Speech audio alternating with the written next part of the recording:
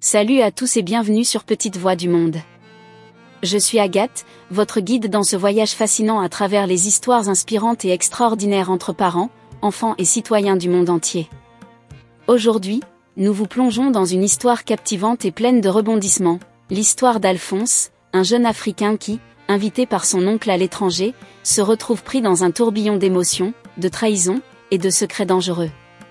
Une histoire qui vous tiendra en haleine jusqu'à la dernière minute.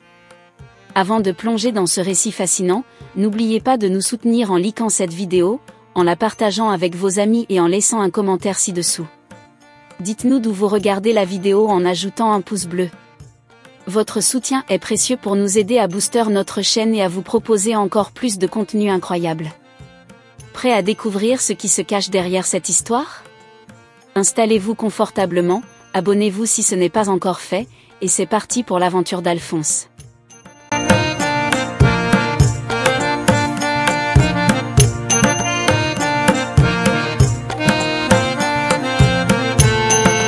Il était une fois, un jeune homme nommé Alphonse, âgé de 28 ans. Beau, intelligent, éloquent et élégant, il vivait dans un village paisible avec ses parents, Véronique et Alfred. Alphonse venait d'obtenir un master en gestion informatique, mais malgré ses compétences, il peinait à trouver un emploi. Un jour, son oncle Lamine, qui vivait à l'étranger avec sa femme, Sophie, une Européenne, lui fit une proposition qui allait changer sa vie.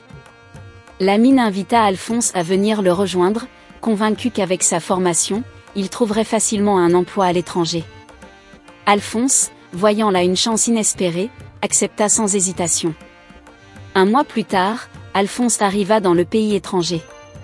Son oncle Lamine et Sophie l'accueillirent chaleureusement. Dès le premier regard échangé avec Sophie, Alphonse ressentit quelque chose d'inattendu, un frisson indescriptible. Sophie, avec ses yeux bleus perçants et son sourire mystérieux, semblait également troublée. Cependant, Lamine, absorbé par sa joie de revoir son neveu, ne perçut rien de cette tension naissante. Alphonse s'installa confortablement chez son oncle. Avec le soutien de Lamine et de Sophie, il décrocha rapidement un poste de responsable informatique grâce aux contacts influents de Sophie. Lamine, souvent absent à cause de son travail nocturne, partait à 15h et ne rentrait qu'à l'aube. Sophie, elle, travaillait de jour, partageant ainsi les mêmes horaires qu'Alphonse. Au fil des jours, la présence d'Alphonse combla peu à peu le vide laissé par les absences fréquentes de Lamine.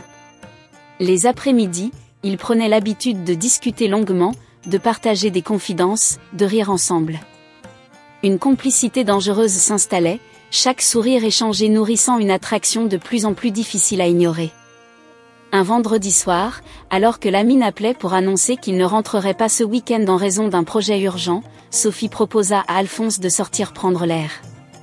Ils passèrent une soirée agréable, loin des regards, à marcher dans les rues illuminées de la ville. De retour à la maison, l'intimité du salon, la douceur du moment, les poussa l'un vers l'autre. Assis côte à côte, ils cédèrent à la tentation et échangèrent leur premier baiser. Ce fut le début d'une liaison passionnée, d'une aventure aussi exaltante que périlleuse. Le week-end fut une parenthèse enflammée.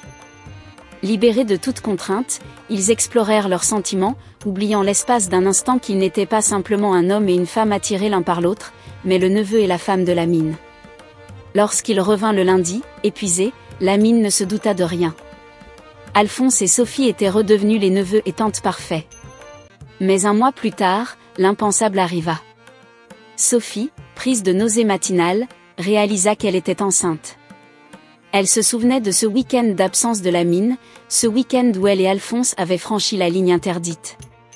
Bouleversée, elle se demandait si elle devait garder cet enfant, fruit d'une passion aussi interdite. Un jour, lors d'un dîner en famille, Sophie se leva brusquement pour vomir. Inquiet, Lamine demanda à sa femme ce qui n'allait pas. Elle minimisa, mais quand cela se reproduisit, Lamine insista pour connaître la raison de ses vomissements. Acculée, Sophie avoua qu'elle était enceinte. Lamine, d'abord surpris, sourit, pensant être le père. Mais une lueur de doute traversa son esprit. « Dites-moi ma très chère femme, depuis combien de temps es-tu enceinte ?»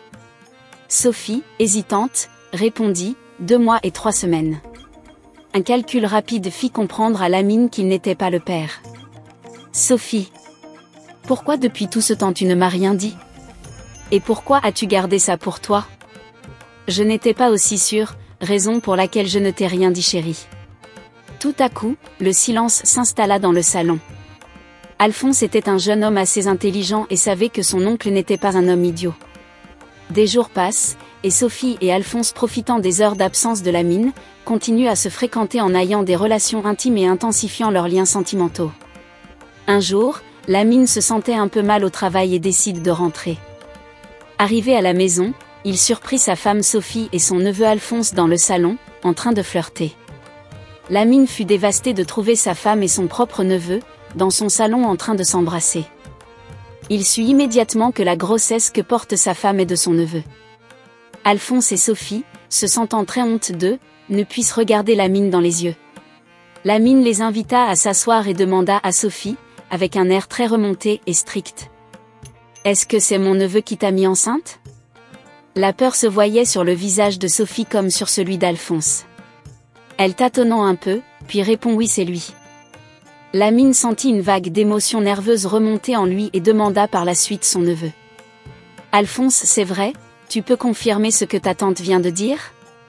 Alphonse, très honte de lui, répond les yeux baissés « Oui mon oncle, elle dit la vérité. » La mine ne pouvant plus supporter cette trahison, se leva et dit à son neveu « Mais pourquoi Alphonse? Pourquoi tu m'as fait ça? Tu es mon neveu, je t'ai tout donné, je t'ai offert l'opportunité de venir à l'étranger, je t'ai trouvé un emploi et je t'ai pris en charge. Alors dites-moi cher neveu, quelle est la raison pour laquelle tu m'as fait ça? Je veux comprendre car tu es mon sang, le fils de mon grand frère. » Alphonse, après avoir entendu les propos de son oncle, sentit au plus profond de lui l'énormité de son erreur. « Je ne sais pas quoi te dire mon oncle, dit Alphonse en pleurant. Je suis juste désolé de t'avoir causé autant de souffrance. » Sophie supplia à la mine de la pardonner car ce n'était pas voulu.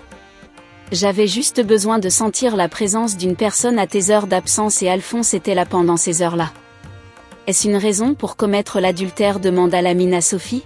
« C'est ça ton excuse chère femme? On est mariés depuis 4 longues années ma chérie. Tu me déçois vraiment. Tu as toujours su que je ne marche que sur des principes.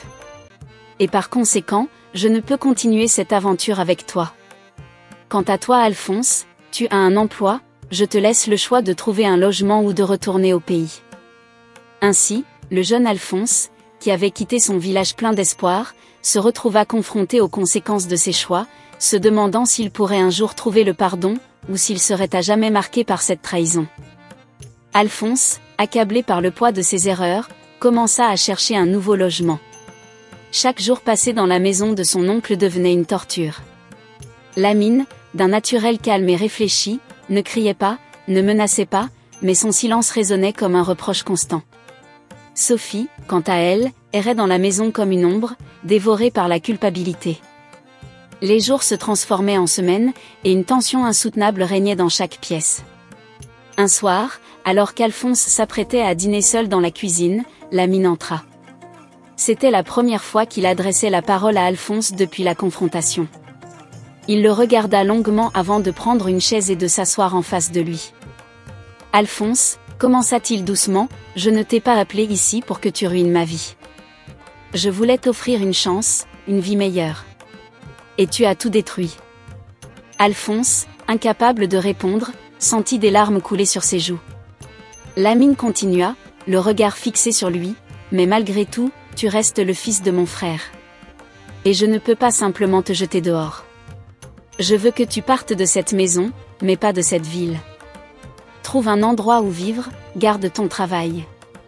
Tu as fait une erreur, mais je crois que tu peux encore te racheter. » Alphonse hocha la tête, trop ému pour parler. Il n'avait jamais imaginé que son oncle, qui l'avait trahi si profondément, pourrait lui offrir une seconde chance. Il savait qu'il ne méritait pas la clémence de la mine, mais il était déterminé à prouver qu'il pouvait devenir un homme meilleur. Dans les jours qui suivirent, Alphonse trouva un petit appartement en ville. Il déménagea, laissant derrière lui la maison de son oncle, mais emportant avec lui les souvenirs douloureux de ce qui s'était passé. Sophie, toujours enceinte, tenta de reprendre sa vie en main, mais la présence d'Alphonse dans la même ville la hantait. Elle savait qu'elle devait prendre une décision concernant l'enfant qu'elle portait, un enfant qui grandissait jour après jour, rappelant sans cesse la trahison. Un jour, alors qu'elle marchait dans le parc pour essayer de faire le point, Sophie croisa Alphonse. Leurs regards se rencontrèrent, et pendant un instant, tout le reste disparut. Ils s'arrêtèrent, incapables de détourner le regard. « Comment te sens-tu » demanda Alphonse finalement, brisant le silence. Sophie soupira. « Perdu, Alphonse. Je ne sais pas quoi faire. Je pense à cet enfant, à Lamine, à tout ce que nous avons fait. Je me demande comment j'ai pu en arriver là. » Alphonse s'approcha d'elle, mais il garda une certaine distance. « Sophie, je suis tellement désolée pour tout ça. Je ne voulais pas que notre histoire cause autant de souffrance. Je veux être là pour cet enfant, si tu décides de le garder. » Sophie secoua la tête, les larmes aux yeux. « Alphonse, je suis mariée. Cet enfant, si je le garde, sera une part de toi, une preuve vivante de notre trahison. Je ne sais pas si je peux vivre avec ça. » Alphonse sentit son cœur se serrer. Il savait que leurs actions avaient des conséquences bien au-delà de ce qu'ils avaient imaginé. Mais ils ne pouvaient pas se résoudre à abandonner cet enfant, leur enfant. « Sophie, quoi que tu décides, je te soutiendrai. Mais sache que je veux faire partie de sa vie. Je ne veux pas fuir mes responsabilités. » Les semaines passèrent, et Sophie se retrouva à la croisée des chemins. Elle était partagée entre le désir de préserver son mariage avec Lamine, qui, malgré la douleur, continuait à l'aimer, et la réalité de sa grossesse, qui ne pouvait être ignorée. Un soir, elle décida d'avoir une conversation franche avec Lamine. Assis dans leur salon, Sophie prit une profonde inspiration avant de parler. « Lamine, je sais que j'ai commis une erreur impardonnable. Et je ne veux pas te faire plus de mal. Mais je dois être honnête avec toi. Je suis enceinte, et je ne peux pas nier que cet enfant est celui d'Alphonse. Je comprends si tu veux me quitter, si tu ne peux pas accepter cette situation. Mais je dois savoir, pour moi, pour l'enfant, pour nous, si tu es prêt à essayer de surmonter cela, ou si nous devons aller chacun de notre côté. » Lamine resta silencieux un long moment, le regard fixé sur ses mains. Quand il leva les yeux, Sophie vit une lueur de tristesse, mais aussi une résignation. « Sophie, je t'aime. Je t'ai toujours aimée. Mais cette trahison, elle m'a brisée. J'ai besoin de temps pour réfléchir, pour comprendre ce que je ressens vraiment.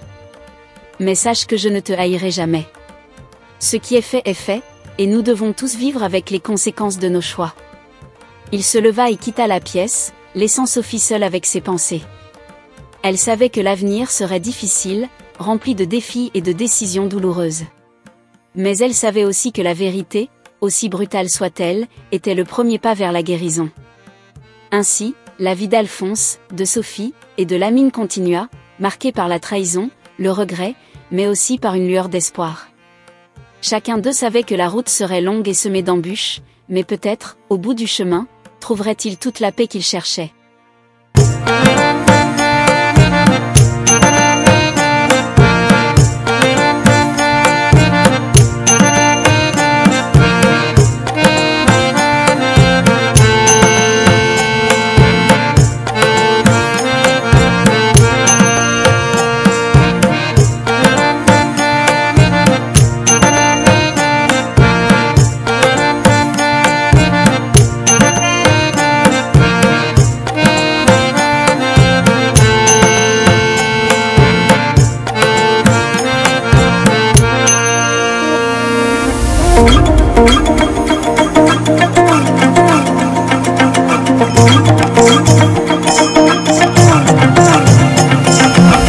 Et voilà, chers abonnés, nous arrivons à la fin de cette histoire bouleversante d'Alphonse, Sophie et Lamine.